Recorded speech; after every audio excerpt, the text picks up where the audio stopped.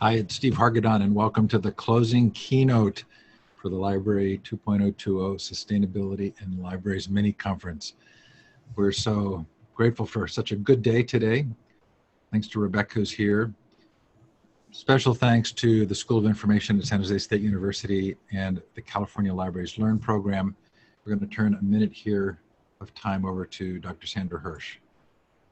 Hi, everyone. I just want to thank you all for attending. I'm really looking forward to Rebekkah's closing keynote, and I want to thank all of the speakers who participated today in sharing their excellent ideas and suggestions for the future.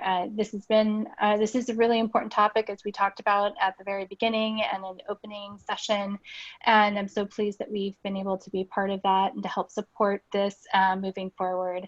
I also want to, of course, thank my partner, Steve Hargadon. He always does an outstanding job. And so on behalf of the School of Information at San Jose State University, we are really pleased to welcome Rebekkah as she gives her closing keynote. And Rebekkah, my slides stopped working, so I'm just going to let you take over. Okay, sounds good. Well, Steve and Sandy, thank you so much. I've been getting tweets and texts for the past 2 hours of people really enjoying the sessions. So I really want to thank the speakers who volunteered to come and speak at today's event. I think it's a great demonstration of all the amazing work that's going on out there that you might not otherwise know about. So again, so much thanks to Sandy for inviting me to be a part of this and giving us a chance to have a platform to really think through the future of sustainability in libraries, which I think is a huge area of growth in our profession. So again, thank you so much. For anyone I didn't get to meet during the opening keynote, my name is Rebekkah Smith Aldrich. I'm the executive director of the Mid-Hudson Library System. That's like my day job.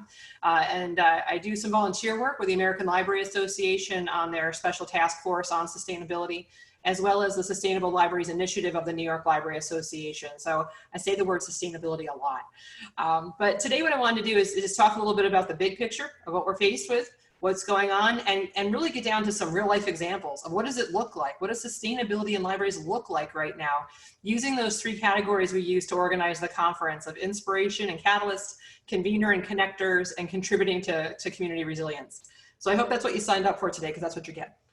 So to kick things off, I think it's important to acknowledge where we are today, right? We're on Earth, and the pandemic has done nothing but drive home the fact that all of those artificial boundaries that we've created over time don't matter at all. The pandemic has not cared about country borders. It's not cared about state borders. All it knows is what it is, which is a virus, and it's doing its thing. And it's wreaking havoc in our lives. And it has had a spider web effect on many areas of our life, not just a public health crisis, but it quickly revealed that an impact on our economy. It quickly revealed the social inequities and how not everyone was experiencing the effects of the pandemic equally. And there's a significant amount of social equity work that's become just so obvious through this. It's always been there, right? But very much brought to the surface by what we're experiencing this year with the pandemic. So as we think about the fact that nothing really exists in a vacuum in our world, I think the pandemic gives us a great example of that. As researchers have really buckled down to say, how do we prevent something like this from happening again? There's very clear ties to the spread of the virus to environmental stewardship, and the fact that deforestation and the lack of biodiversity contributed to the spread of the pandemic. And it's something that we might not be thinking about in the acute phase of responding to the pandemic, given the severe public health crisis and our own personal fears about getting the virus or a family member getting the virus. But when we take a couple steps back and we really look at what's going on, it becomes abundantly clear that we've made choices along the way from a policy perspective, from a natural resource usage perspective, that have had perhaps unintended consequences, but consequences nonetheless. I found this article from Scientific American absolutely fascinating when it started talking about just thinking about deforestation, how many of the UN Sustainable Development Goals this goes across. 6 of the 17 are impacted by this issue alone. So as we think through just the interconnectedness of our world, we've never had better examples than we have in 2020. And I certainly say that ruefully, because I certainly could have done without the in-your-face reminder about how everything is so connected in our world. But 2020 has many lessons to teach us, not just the pandemic, even though that's at the forefront of all of our minds. The severity of the weather and the disaster issues that we've had in America alone. I'm sure there are examples across the globe, but we've seen in 2020 record windstorms in the center of our country. We're seeing increased frequency and severity of hurricanes in the south of our country. The west of our country is experiencing devastating wildfires that have burned a record amount of square miles. And we're seeing record-setting heat. In Death Valley, they recorded 130 degrees Fahrenheit or 54 degrees Celsius this year, which set an all-time high. And heat waves are going to be an increasingly problematic aspect of our lives for years to come. The World Health Organization actually estimates that we'll see an additional 40,000 deaths a year for the next few decades because of heat waves. That's going to affect all parts of the world, not just areas that are perhaps dealing with low-lying coastal areas or frequently hit areas with hurricane. That's something that many of us can relate to, even when we don't live in areas of the world that are impacted by some of these more severe weather events. So this worst thing that I saw this year, believe it or not, I'm going to call it the worst thing that I saw, were climate scientists who are saying, well, enjoy what you're seeing here because it's never going to be as good as it is today. That in the next few years, the next few decades, it's just going to get worse. And we're going to look back on 2020 and think, wow, that wasn't as bad as we thought. It's very hard to think that way today as we're in the middle of it all. But it's a good reminder that the predictions of what we would see due to climate change have accelerated expectations, that we're seeing more and more devastation than the scientists themselves predicted. And it's happening in new ways, in different ways, and they're constantly studying it, but it's here to stay. And so our thoughts about climate change and the idea of reversing it, that's wonderful and needs attention. But the reality of our situation is we have to survive today and not just survive. We all have to adopt a mentality that is really about thriving, not just surviving. I don't want to live in a world where I just survive, right? I want to be in a world where I'm thriving and I'm working with my neighbors to create something better than what we have today. But I think the reality of today in 2020 has driven home like nothing has before how much harder and faster we all have to work together. And I hope the conference today serves in some way as a call to action for us all. I think many of us personally believe in this stuff. We think we're going to do good work. We make good decisions in our personal lives. But I'm here today to talk more about accelerating this work at a much faster pace as we see what our own neighbors, both locally and globally, are suffering through. When you think about Maslow's hierarchy of needs, and this is going back to like your Psych 101 class, we've not just taken a pickaxe to the base of this foundation. It's like we've taken a jackhammer to it this year. You're seeing people who are worried about where their paychecks are coming from, where their food is coming from in very developed countries. We're seeing people who don't feel safe where they are for a variety of reasons, whether it's the public health issue or economics or the social unrest we're seeing particularly in America.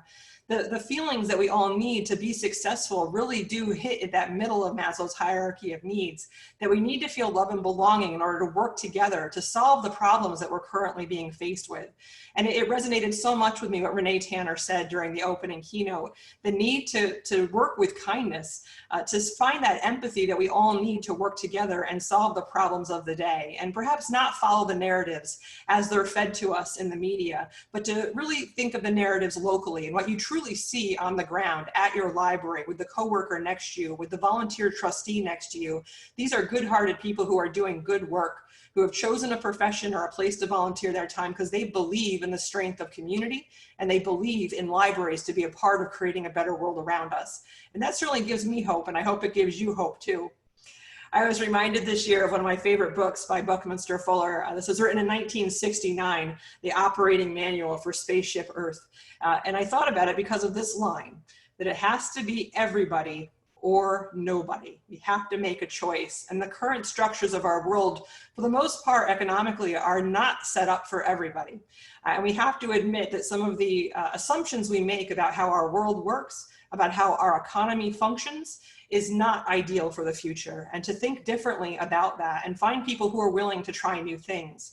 the idea of us being on spaceship Earth, it very much relates to the climate crisis that we're facing. And there's many prescient things said in this book. It still holds up. There's some weird parts for sure, but go check it out. It's a short book, it's a good read, and it's got some very good thoughts for what the world should be looking like today. And we're not really there yet. So it's a nice model, or kind of blueprint for the future, as much of Mr. Fuller's thinking was back in the 1960s. But it aligns very much with what we heard from the climate scientists at the Intergovernmental Panel on Climate Change at the United Nations. These are climate scientists and policymakers who have been for decades considering the impacts of climate change, the likely outcomes from a societal and economic standpoint, and really predicting where the work is that we need to do.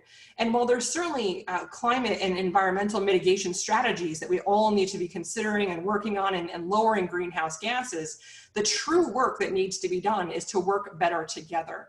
And libraries are uniquely positioned to help with that work. When we look at this list of what the world needs now, it just screams libraries to me. The idea that we have to focus at the local level to find commonality and people willing to work together to problem solve. The idea that working together is the only way forward, and it must mean everybody, not just those in the positions of perhaps elected power, but the people of a community need to make up the decisions and the vision for what the future looks like. And we have to find a way to respect and value the diversity of the people in our community and not assume that everyone knows what's going on or feels heard or valued in those conversations. The work of the American Library Association to promote equity, diversity, and inclusion is literally one of the greenest things it's ever done. It's to promote that empathy and respect that we need to have for one another so that all people are part of conversations and we truly have climate justice, not just short-term solutions to the problems that we're faced with today. And one of the things I think libraries are the strongest of helping all be heard, making sure the voices from our past, the wisdom of our people, and the thinkers of the future have a place to be heard, even if they're kind of on the boundaries right now, but they have ideas or thoughts that should be explored, because certainly what we're doing now isn't completely working. And so those alternative ideas, those alternative thoughts, the library is a great place to get those archived, heard, amplified, and thinking about that role that we play, as Dr. Lanke's always says, as a platform is incredibly important as we think about sustainability work in libraries. So if you haven't heard, sustainability is now a core value of librarianship through the American Library Association, which for me is incredibly exciting because for 10 years, I spent a lot of time explaining why library people should care about sustainability. Well, how does that meet our mission? And to have the entire American Professional Association acknowledge this and begin the work is incredibly refreshing and exciting for the true work that needs to be done in the future. They've adopted the triple bottom line definition that we talked about during the opening keynote, which you've got here again in front of you in case you haven't seen it enough today. But again, I just want to drive home that there's work to be done in all three, what they call legs of the stool. This is really about balance. And if one of these things is out of whack, either for a product or a community or an organization like your library, it's not balanced. It's going to tip over. And so the work that we need to do, I think you can see yourself that we may have done a lot of work historically in our profession on the topic of social equity and think we're on a good path with that. But we've all acknowledged there's a lot of work to do in the area of EDI. There's a ton of work to do in the area of environmental stewardship. Just basic eco-literacy needs to be part of every single library school curriculum for the future leaders of our libraries to understand how it all works together. So they're making decisions about our facilities, our programs, literally program supplies for story time. Each one of those little choices adds up to tell the story of who we are as a profession. And having this as guidance, as a lens through which to make decisions is just going to make us stronger. It's going to position us for further future investment from people who really believe in what we're all about, because we'll be amplifying the mission that we have by truly putting people at the center of what we do. And not just those we serve, but people that work in our organizations. Library workers deserve that attention as well, to be paid a living wage, to work in healthy buildings, and to have fulfilling work that makes a difference in the lives of those that they serve. So this is an inside-out philosophy for that future focus that we all need to have on what libraries look like in the future. So if you can't tell yet, this makes me extremely hopeful. The fact that we're having this conversation, that Sandy gave us the opportunity to have the conference today, it just puts a big smile on my face, because I think it means we're talking about meaningful stuff that's going to make a difference in people's lives. And it's like being unleashed to have the potential to do good work in an amplified way to make people's lives better. And I don't know about you, but that's why I got into this profession, is to help make people's lives better and to think bigger about the impact we can have. I think the phrase was used by Matt in the opening keynote, the idea of having that ripple effect, that your library makes some good choices, your patrons see you make those good choices, they go and make good choices, and it just goes right on down the street to that neighborhood, to that community, to the wider world. And before you know it, we're having a generational impact when the people, the young people of today who are so articulate about what the environmental crisis looks like to them and their perspective, perhaps as teenagers or people in their 20s, they are not going to have a lot of allegiance to organizations that don't take this seriously today and do something today about it. These are the future voters and taxpayers of our world. We definitely want to align ourselves with them moving forward. So when I think about this, this is our favorite phrase, we're going to library science the shit out of this. We're going to take what we know as library scientists and put it to the test and make sure it works in the world we serve today for the people that we want to have success in the future. So these are many people from our friends in New York who have been working on sustainability, even people outside of our committee and our initiative who really just like heard that rallying cry and said, yes, that's what we want to do. We want to use what we're great at, being information professionals, being models in the community for how to invest tax dollars wisely, and we're going to take it up a level. We're going to really talk about the sustainability, the resilience, and being regenerative for our community members, because that's what it's going to take to be viable in the future as educational institutions. So when we think about the frameworks we have to do this work within, we've got to start getting serious and actually organizing our thinking of what does this really look like? Where are we really going to focus? Where are the goals that we need to align our resources with and our missions with? Now, the United Nations Sustainable Development Goals is a fantastic framework to start just kind of getting the thoughts in a box of where the work is that needs to get done. And as Tracy pointed out, the IFLA Library World Map is a cool place to start seeing examples about what some of this stuff looks like. But not all of these goals are equal in every part of the world. You need to know what's most important in your part of the world, for your community, the people you serve, and what they're being affected by in the world today, because that's what they'll coalesce around and work with you on. Another way to think about this, another framework that's incredibly helpful, is a project that Tracy alluded to, which is Project Drawdown, which gives science-based, prioritized ways for us to think about combating climate change. Where is the smartest place for us to spend our time, for us to put our energy, and for us to make better choices? Some of them are so easy. Plant-based diet, educating women and girls.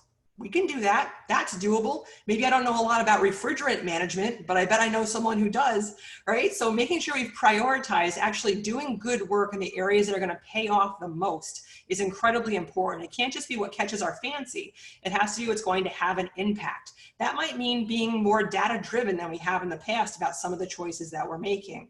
And that's really what was born out of the thinking at the New York Library Association Sustainability Initiative, that it couldn't just be Earth Day or upcycled crafts, but we wanted to really think methodically about how our buildings use energy and benchmark that and measure it. How much greenhouse gas emissions are libraries putting out there? We have over 756 public libraries in New York State alone. That's a massive amount of building footprint to make better decisions about, to demonstrate what it looks like to be a sustainability leader in our communities. As I said, plenty of free resources for you there at the Sustainable Libraries Initiative. We're working really hard to bring that certification program national and international, but the Drawdown Toolkit, we actually created a whole statewide read, the whole state read Drawdown. And we created a book discussion kit that's freely available on the website. So check it out if that's something that you think might be interesting in your community. I really wanted to share with you some examples of what this is like starting to look like and what's really catching on throughout libraries that we work with here in New York and beyond. And as we said, we divided this conference up into these three categories, right? We have the inspiration and catalyst. Where are those places we can be a model and spark people's thinking and say, oh, that's what solar does. That's what it looks like. That's how much it costs. I can make that happen on my home. So I pulled a couple of examples, 6 examples for you from just 6 of the libraries. And we've got over 40 libraries working on their certification. Here's 6 that have finished the first leg of their journey to certification. We've got a library system in Suffolk County that has a net zero energy goal. They're up to 75% of their energy being provided for their entire facility through solar panels. You've got the Saratoga Library. I hope some of you went to hear Jen Ferris and Lisa Kropp talk about their path to certification. Some of the biggest leaders on sustainability in the entire country right there for you today at this conference. So Saratoga getting the Gearhead Award because their workplace practices of encouraging transportation choices that speak to sustainability in their community being recognized outside of the library industry by the Capital District Transportation Committee, which is not about libraries, it's about that whole community. And the library is a leader in getting recognized for the good choices they're making. Lisa's library in Lindenhurst, they now have a community garden where they're growing food for their neighbors and their staff workers. And it's being produced by the Library Friends Group and teens in the community. It's that connection to our food chain that's being really, I think, revealed right at the local library where many people find their neighbors and how they really define community for themselves. And then we've got the South Huntington Library, who took that benchmarking very seriously. In less than 12 months, they reduced their energy consumption by 5%, and they reduced their water consumption by 28%. This is not from a library that built a new building and had fancy technology to help achieve those goals. This is just from slight behavior modifications and administrative choices they made about how they operate their building. And they put some goals in front of themselves to say, can we get there? Can we measure it? And it's really energizing for staff when you put that goal in front of them and they actually see the choices that they make have an impact, that they see the outcome of the choices that we make from a policy perspective, from a planning perspective. It's really energizing and it helps them want to do more. Now, one of our latest libraries to get through the environmental benchmarks is the Patchogue Medford Public Library. And they really stood out to me because their village, their municipality, and the commercial offerings in their region, there were no recycling options for them. So they created their own. They didn't let that be a barrier. They figured it out. We're library people, we're smart, right? So they went from 0 things being recycled to figuring out how to recycle everything, even without the municipal and commercial infrastructure to make it happen.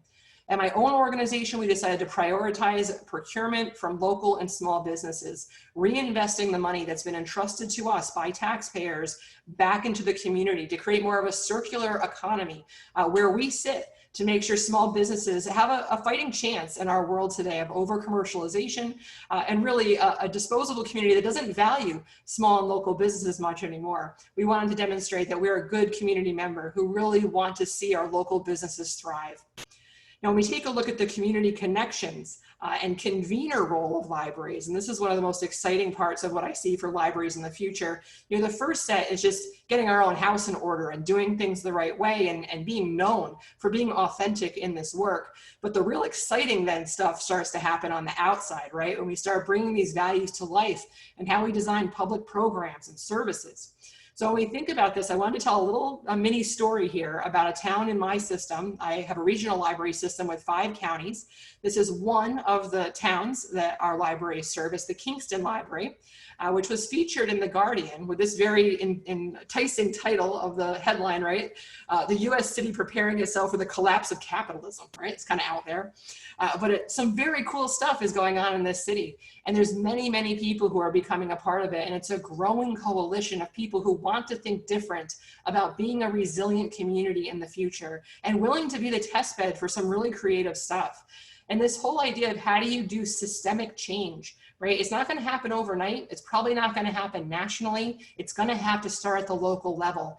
And the founder of the O Positive Festival was one of the first, I think, bellwethers of the sign that this city was going to be thinking differently for itself, is this quote here from Joe Concra.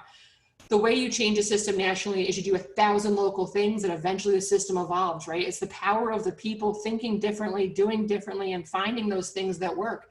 And the library's right there with them. They're a partner in this work. They're a co-creator in this work of thinking differently about their economy, about their resilience for the future.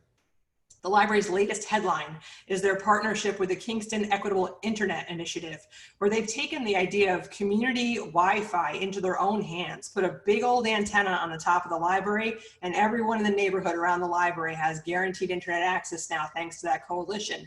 And it really starts to makes you think, right, about how much we rely on corporations who benefit financially from things that we just need.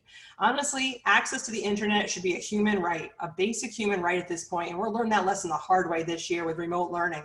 But this is a big, big project that corporations aren't necessarily going to want to work with us on, right? So thinking for ourselves and making those local choices. This library also is working to depolarize political conversation in their communities so they can have civil discourse and find solutions that work for their local community. You can see a great example here of the mobile food cart here, bringing fresh grown food out into an urban area. So people that are in these food deserts where you don't have economical access to fresh fruits and vegetable, the library becomes that distribution point, just like it is for egalitarian access to information as well. Really excited to announce that yesterday we just named the Kingston Library as one of our very first Resilience Hub libraries. They'll be one of 4 libraries in our region, which serves over 600,000 people, that will be known for a place to go to learn more about creating a resilient future for us all. So we're very excited and very pleased to be working with this library on this new project. Another cool example out of New York is the Great Give Back. This came out of Long Island in New York, if you're familiar with the geography of America. This is a very cool event. We're doing it statewide for the first time this year, this Saturday, where we have library-sponsored community service projects that really bring the community together for the good of all.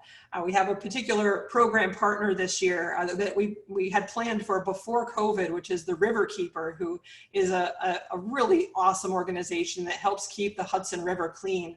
And we've got work groups throughout the state that are doing cleanup projects on rail trails and waterways and the Hudson River itself. And because of COVID, we have a huge contingent of libraries doing food distribution.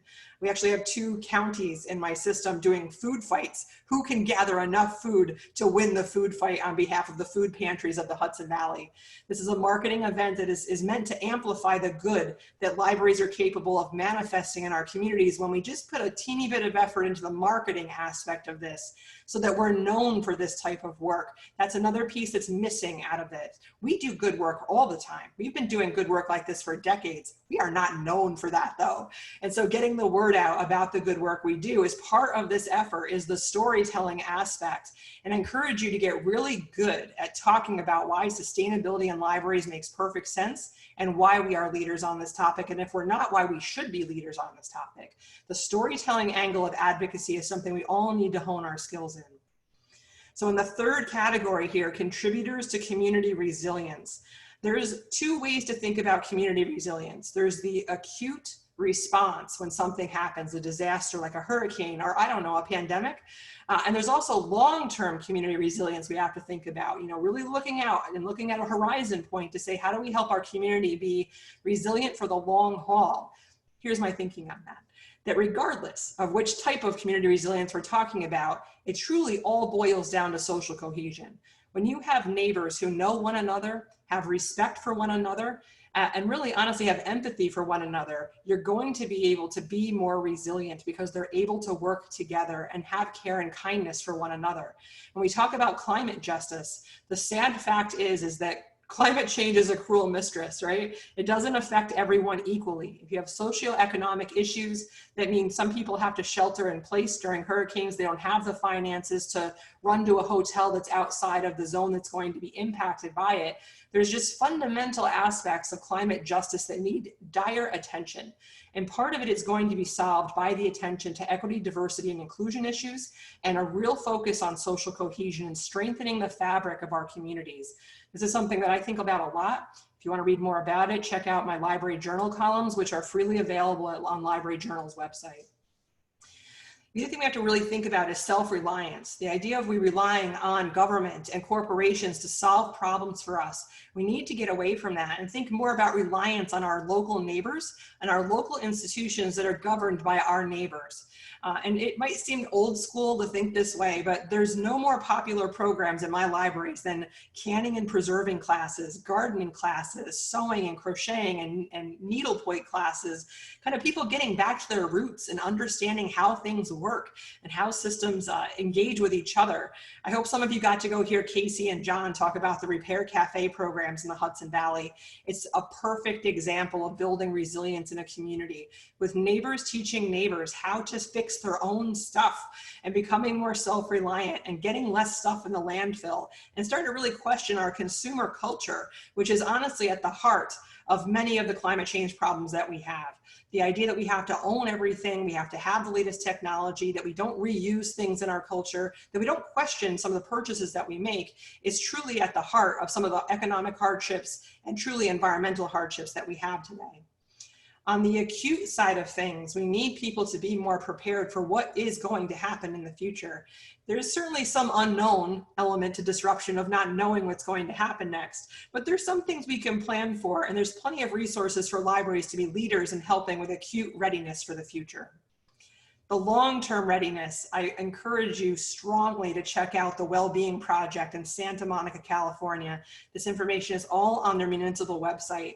They've started really measuring the well-being of the community members, putting people at the heart of their policy-making decisions in these 5 categories that make an awful lot of sense when we start to think about it, particularly when you get more familiar with the triple bottom line. And this provides metrics for us all to be working on for civic engagement, for transportation, for education, things that we could all start moving into our strategic plans to make sure our libraries are contributing to, and really in a meaningful way, not just lip service, but actually with numbers, with data, with outcome. I strongly encourage you to check out Project Outcome from Public Library Association. It's a free tool that helps you do outcome-based evaluation, which is definitely tied to this idea of well-being, and to be honest about the impact that our programs are truly having, not just what we hope they have. So I'm wrapping up here. I had 30 minutes. I'm going to respect that and respect your time. I'm sure you've had a lot of thoughts here today. These are my last 4 things. I just want to make sure right in the top of mind as you walk away from this conference today, is that we have to lead by example as individuals and institutions. And you may have a different role than I do in your organization, and I really respect that. But I do think you can lead from where you are, from where you find yourself into your institution. You're more influential than you might believe. So really analyze your sphere of influence and where you can make a difference in your organization to make it a sustainability leader in your profession and in the community. And then focus on those outcomes like we just talked about, and find kindred spirits, find those like-minded people. Maybe you'll find them in your own organization. Maybe you'll find them throughout the organizations we pointed out to you today, from the Roundtable at ALA, from INSALUB at IFLA. These are awesome people doing great work that I'm thinking you might be motivated to do more of in the future.